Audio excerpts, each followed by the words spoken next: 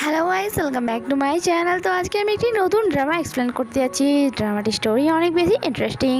আমরা সবাই চাই যে আমাদের ভালোবাসার মানুষটি সারা জীবন আমাদের পাশে থাকুক, বাট যখন ওই ভালোবাসার মানুষটিকেই গড আমাদের থেকে ছিনিয়ে নেয়, সে মারা তো যায় কিন্তু তার স্মৃতি সারা জীবন আমাদের সাথেই থেকে যায়, যা চাইলেও আমরা কখনো ভুলতে পারবো না। বাট হঠাৎই ওই মানুষটি আবার আমাদের লাইফে ফিরে আসে।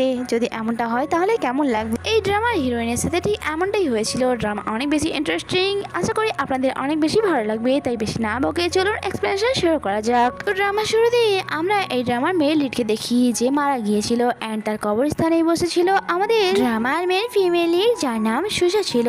অ্যান্ড সে আজ অনেক বেশি স্যাড ছিল। এখানে সবাই ট্যাং জিংশি তার ফিউনারালে এসেছিল।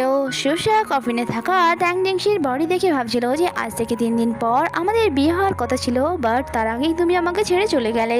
তুমি আমাকে কথা দিয়েছিলে যে অ্যাব্রোডে বিজনেস ওয়ার্ক মিটিয়ে তাড়াতাড়ি ফিরে আসবে, এরপর আমাদের বিয়ে হবে। আমি কত ব্যাকুল হয়ে তোমার আসার অপেক্ষা করেছি, বাট এখন এই বাস্তবটাকে আমি কি করে অ্যাকসেপ্ট করব যে বিয়ের আগেই আমি বিধবা হয়ে গেলাম। তুমি তো জানোই যে আমি একদমই স্ট্রং নই, তাই তোমাকে ভুলে আমি আমার লাইফে কি করে এগোবো। বৃষ্টিতে দাঁড়িয়ে সে এই সব কিছু ভাবছিল যখন কি সেখানে আসা সবাই চলে গিয়েছিল।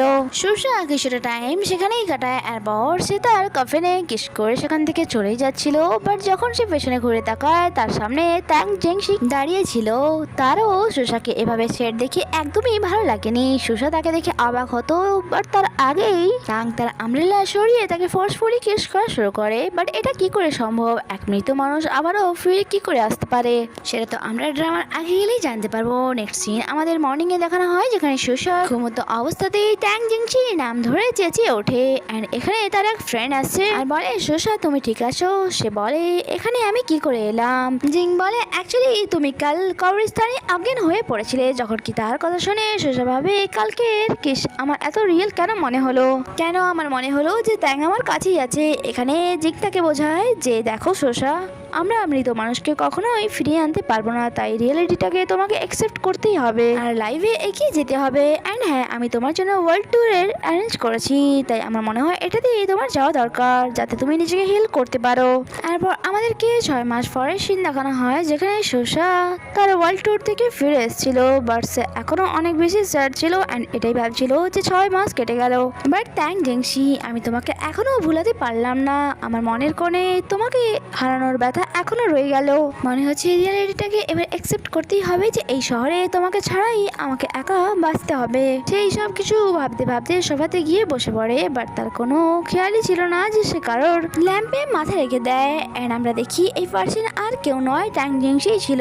সে তাকে বলে, ও হ্যালো, এটা তুমি কি করছো? সুশা যখন তাকে দেখে সে একদমই শকড হয়ে যায় এন্ড সে বলে, ও মাই গড, আবার হ্যালোসিনেশন। এন্ড সে তাকে চুপ থাকতে বলে নিজের ফোনে সার্চ করে যে হ্যালোসিনেশন কি হয় এন্ড কেন হয়। আর সে জানতে পারে যে যদি আপনার সাথে এমনটা হয় তাহলে অনেক বেশি চান্স আছে যে আপনার সিজোফ্রেনিয়া হয়ে গিয়েছে। তারপর সে ট্যাং জিংশিকে দেখে ভাবে যে সত্যি কি আমি অসুস্থ এন্ড সে তাকে টাচ করে। যখন কি ওই ছেলেটি তাকে অবাক হয়ে দেখছিল এন্ড তাকে জিজ্ঞাসা করে, তুমি কি সত্যিই হুয়ারুই? যখন কি সুশা তো নিজের কান চেপে ধরে এন্ড বলে, আমি তোমাকে একদমই শুনছি না, কারণ আমি ভালো করে জানি এই সব কিছু মিথ্যা, এটা শুধুমাত্র আমার একটা হ্যালোসিনেশন। সে তাকে পাগল মেয়ে বলে চলেই যাচ্ছিল, যখন সুশা তাকে হাগ করে বলে যে ট্যাং জিংশি, আমি তোমাকে অনেক মিস করেছি। তুমি কি জানো আমি তোমাকে কত ভালোবাসি? বাট এই দুনিয়া দিয়ে তুমি আর নেই, এটা আমাকে অ্যাকসেপ্ট করতেই হবে, নয় তোমার কথা ভাবতে ভাবতে আমি পাগলই হয়ে যাব। তখনই সেখানে দ্য স্টেপ মম নিয়ানছি চলে আসে, যে ওই ছেলেটিকে দেখে বলে, নিয়ান ভাই, এটা কি তুমি?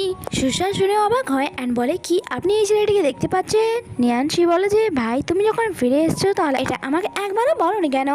এটা শুনে সুশা অবাক হয় এন্ড বলে, ভাই এই ছেলেটি আপনার ভাই হয়? বাট তাকে একদম ট্যাং জিংশির মতো দেখতে কেন লাগছে? বাট নিয়ানচি তো এমনটা একদমই মনে হচ্ছিল না, তাই সে তার কথা ইগনোর করে বলে যে, তুমিও ফিরে এসছো, চলো তাহলে তুমিও আমার সাথে ডিনার করে নেবে। এন্ড হ্যাঁ, আমি তার সাথে তোমার আলাপ করে দিই, সে আমার ব্রাদার, তার নাম নিয়ান ওয়ে। বাট যেহেতু সম্পর্কে তোমার থেকে বড় হয় তাই তুমি তাকে আঙ্কেল বলে ডাকবে।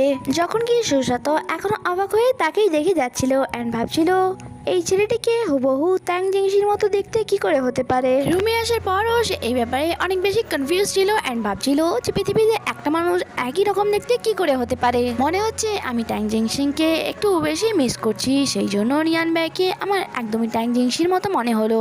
নয়তো সে কত বেশি অ্যারোগেন্ট। তখনই তার সামনে একটি ভিডিও চলছিল যেটাতে বলছিল যদি কোনো ব্যক্তি বড় কোনো ড্রামার মধ্যে থেকে যায় তাহলে 100% চান্স আছে যে তার এমেজিয়া হয়ে যেতে পারে। যা শুনে সুরসা ভাবে যে ট্যাং জিংসির এমেজিয়া হয়ে যায়নি তো, অ্যান্ড সে তার সমস্ত স্মৃতি ভুলে গিয়েছে।